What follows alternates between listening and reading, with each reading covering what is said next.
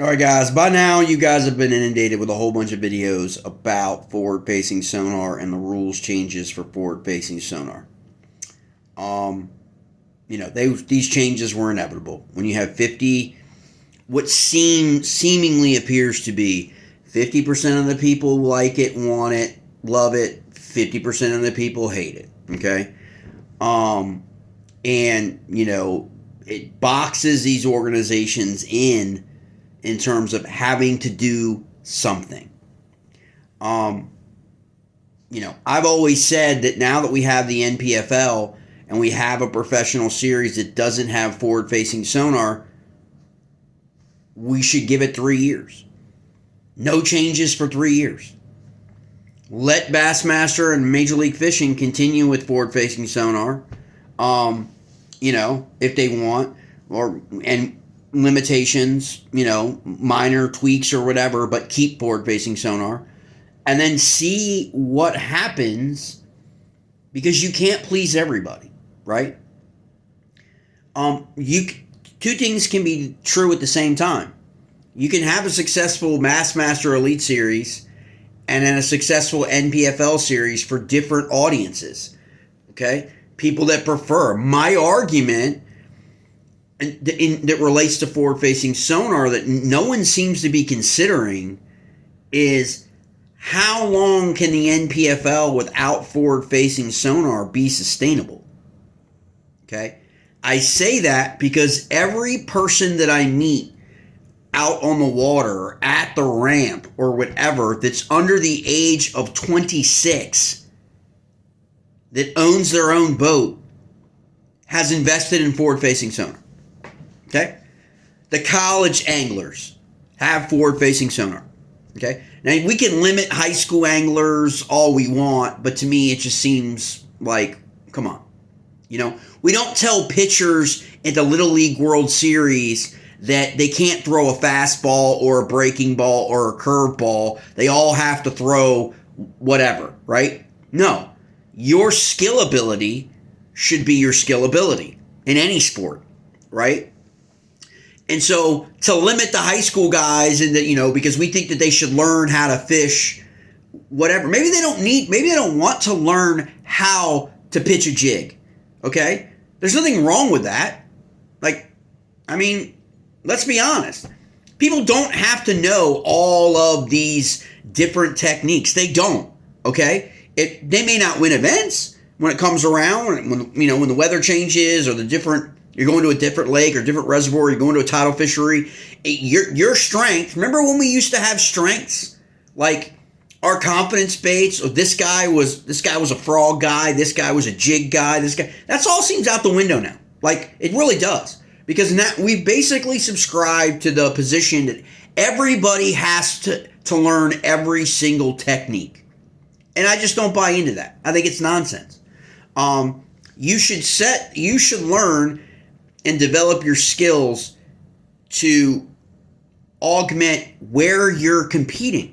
For example, if you're a regional angler, you're not competing in the Bassmaster Opens, you're not competing in the Elite Series or the Bass Pro Tour or the Tackle Warehouse Invitationals, you're not going all over the country, you're just competing in your region. What are the techniques that specifically allow you to excel in your region? I know individuals that only fish the tidal Potomac. That's the only fishery. They fish all the BFLs. They fish any available tournament they can fish on the tidal fishery. So they are masters at grass fishing. Okay? Are we saying that they have to freaking know all the other techniques or they're not a good angler, even though they just dropped 17 pounds on Sunday in the grass? You know what I'm saying? So in terms of forward-facing sonar, I've listened to it all. I've always said and I've always professed for the last 2 years on this channel, I don't have a dog in the hunt either way. I understand both sides of the argument, but I follow the people who I believe are genuine in their criticisms and in their opinions and their support for things.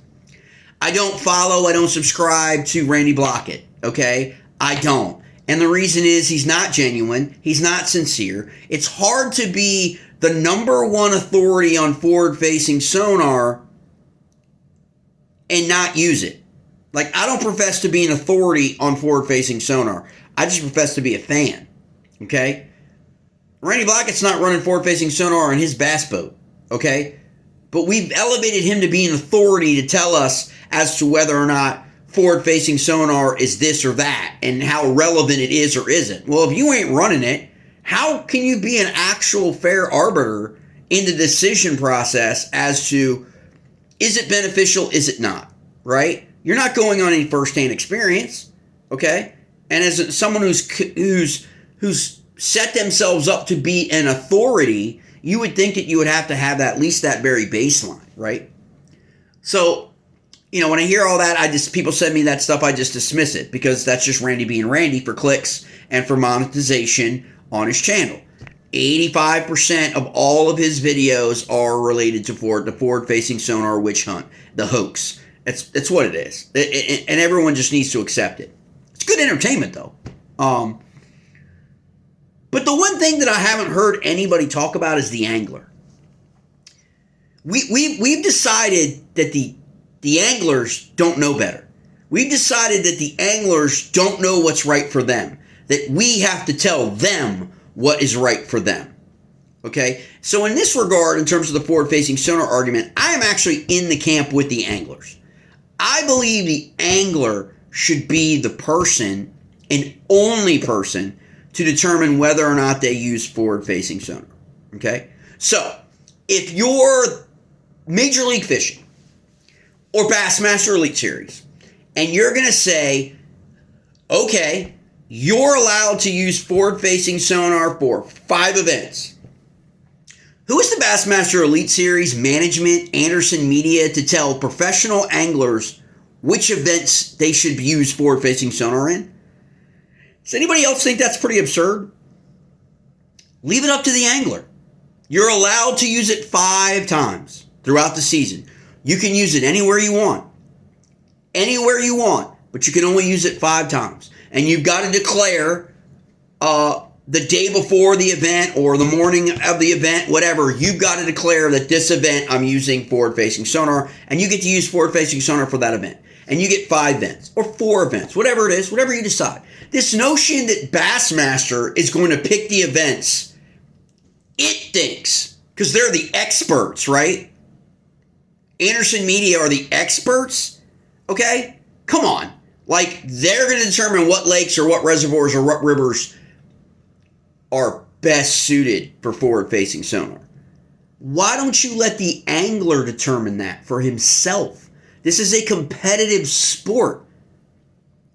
Equal playing field, meaning everyone has the opportunity to use forward-facing sonar in the event or not, but it's the angler's decision. How would that give anyone an unfair advantage? In fact, it actually would make it more competitive because it would make the strategy. Isn't bass fishing about strategy? Right?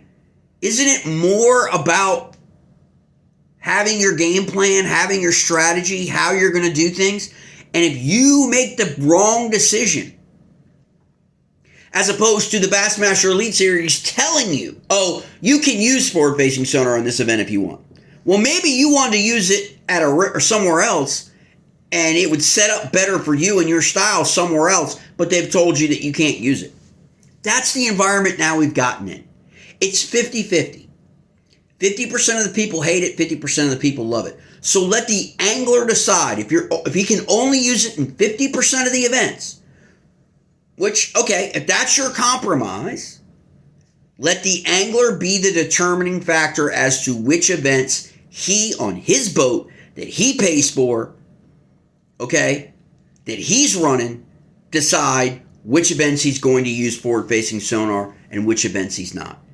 And let the chips fall where they may. I mean, again, you put that on the angler.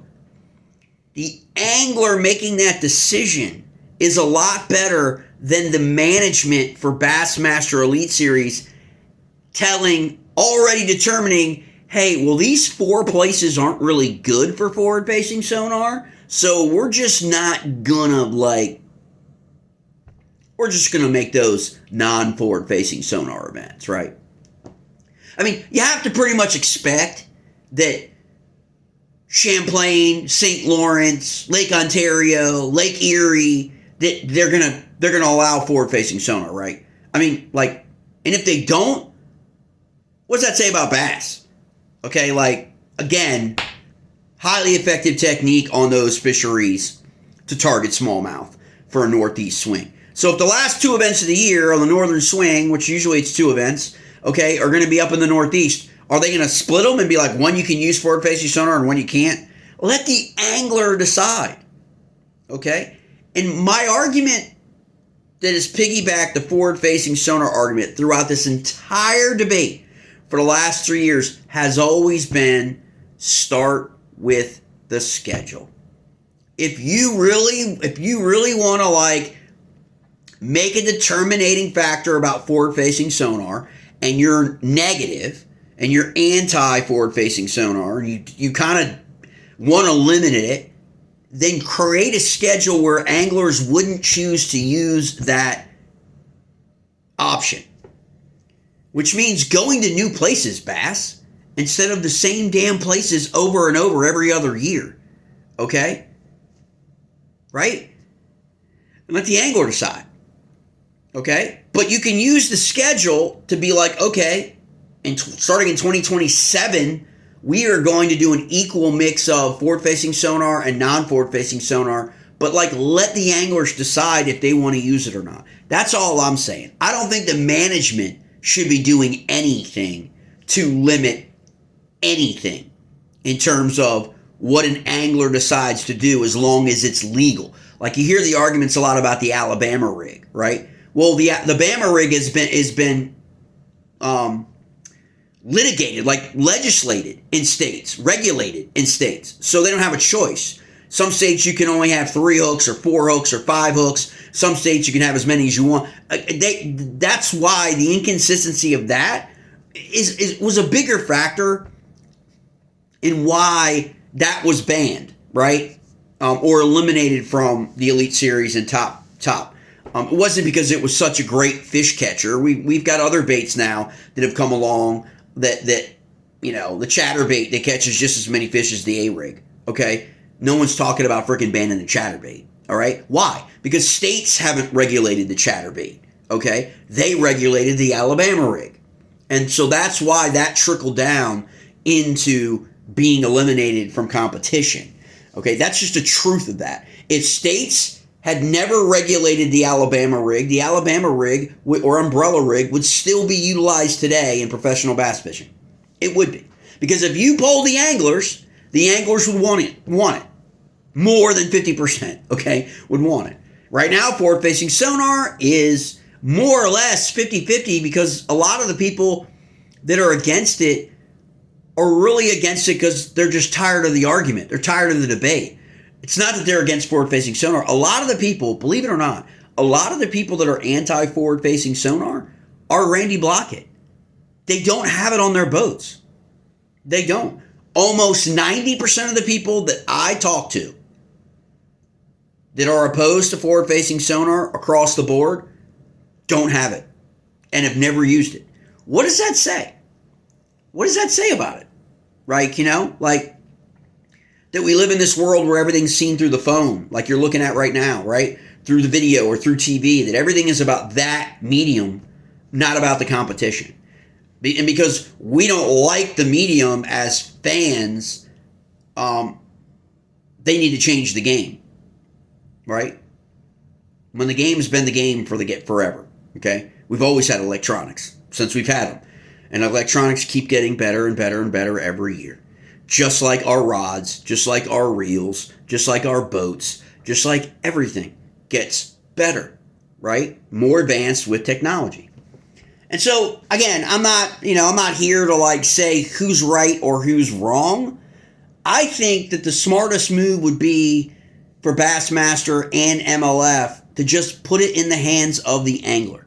Tell them they're allowed to fish half of the events with forward-facing sonar and the other half they can't, and they get to decide which events they're going to use it and which events they're not.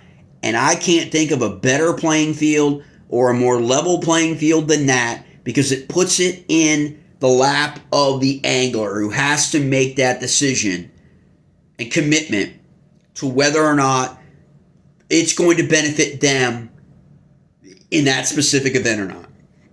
And they may nail it. They may nail it in Texas and get on it right, on Fork or on Rayburn or wherever, right? Okay? Or they may not. They may pick the wrong event and it wasn't a forward-facing sonar bite. And I think the reality is we need to get back in professional bass fishing as a sport to eliminate the fear. I think a lot of people are scared of the technology that are against it. And so they're looking and searching for reasons to hate it. Okay? When I think if we bring it all back, okay, to the angler-centric, and let the angler decide his 5 events that he can use forward-facing sonar in, okay, what is there left to argue about? Because we're living in a 50-50 world. So if there's 10 events, you can pick 5. So half the time you can use your forward-facing sonar if you choose. That doesn't mean that someone has to use forward-facing sonar for 5 events. They may only use it for 2, maybe 3, whatever. Or they could use it for all 5. Or even one of the guys who's forward-facing sonar isn't really their strength. Maybe they still want to have it as part of their strategy for one of the events or 2 of the events, right? We just saw this at the end of the Bass Pro Tour, where only 2 guys in the last 10 on the final day of the final event, right? Were utilizing freaking forward-facing sonar, right? Okay, so what's that tell you, right? Sometimes that technology doesn't set up the best, okay? But we have to get things back into the angler's hands, because that's part of what we talk about, right? We always talk about how, like, if you're fishing with a minnow, then you're not, you don't really know how to read rivers, and you don't really know how to do these things and fish these techniques, and you really don't know that much. Anybody can go out there and play the video game, the cheater box, blah blah blah, all that stuff. Well, if you put it back into the lap of the angler, where they can only choose 5 events all season long, then it falls on them, right? And so they have to make that decision looking at the fishery and making the determination. And that's every bit of skill as anything else is, okay? Being able to read a fishery and know how it's going to set up and what are the best techniques is every bit as a skill set as throwing a frog or flipping a jig, right? Okay, or burning a chatterbait. It's every bit of a skill set, if not more. Okay, and so that's where I'm coming from. Put it in the hands of the anglers. Take it out of management's hands. Let management make the decision. Half the events, you guys go about it. You decide what you want to do. You just let us know which of the 5 events you're going to be fishing forward-facing sonar. Very simple. To me, we have overly played this whole thing out to such a degree that it's turned into like a political landscape of left or right, for or against. And that's how we have set it up in the community, is you got to be on one side or the other, okay? Instead of just taking a step back and saying, okay, 50, you got NPFL over there on the left, okay, doing their thing with no forward-facing sonar. Let's keep an eye on them and see how they grow and see what happens. And then over here on the right, okay, we got anglers being able to be self-reliant and independent to be able to make up their own decision as to what they should use and when they should use it. America, right? America. What would you rather have? Would you rather have the option yourself of picking 5 events yourself and rely on yourself and bet on yourself? Or would you rather be in a series where you don't have that option at all, and they rule it with a freaking sickle, hammer and sickle, and tell you that you can't use it? You guys make up your own mind. I said, because sometimes when you put things in that kind of context, when you talk to people, light bulbs go off and they're like, yeah, I think I probably really would rather, not that I may use it or not, Jay, but at least I kind of would like to have the option. But it doesn't mean I'm going to use it. And that's my point. Give the anglers the option. Let them pick the 5 events that they can use it in and roll with it. You know, and I think everything, I personally believe everything kind of just fades away in terms of that. Once you mitigate it on that level, when you put it in the hands of the individual person to make an informed decision for themselves. These people are fishing for themselves, okay? They are fishing for a living, okay? This is what they do for a living. They're going to work when they go out on the water, okay? And when you're at your job, don't you want to have the best tools available to you so you can decide which tools to use in your job, okay? That's how I look at it. Call me crazy, but like I said, you know, it isn't that complicated. We make it a lot more complicated than it needs to be. All right, guys. Appreciate it. Please like and subscribe to the channel. Appreciate each and every one of you guys for everything you guys have done over the last few years. Putting up with me and my craziness. But I just try to keep it real. Okay? So if you are a forward-facing sonar guy, kudos to you. If you're not a forward-facing sonar guy, that's okay. Right? You know? Go out there and smack them some other way. At the end of the day, it's about catching fish. That is what it's about, okay? So whichever techniques that you're going to use that allow you to get on fish, allow you to find fish, allow you to target fish, and allow you ultimately to catch fish, that's what we should all be about, okay? That's really what we should be about. All right, guys.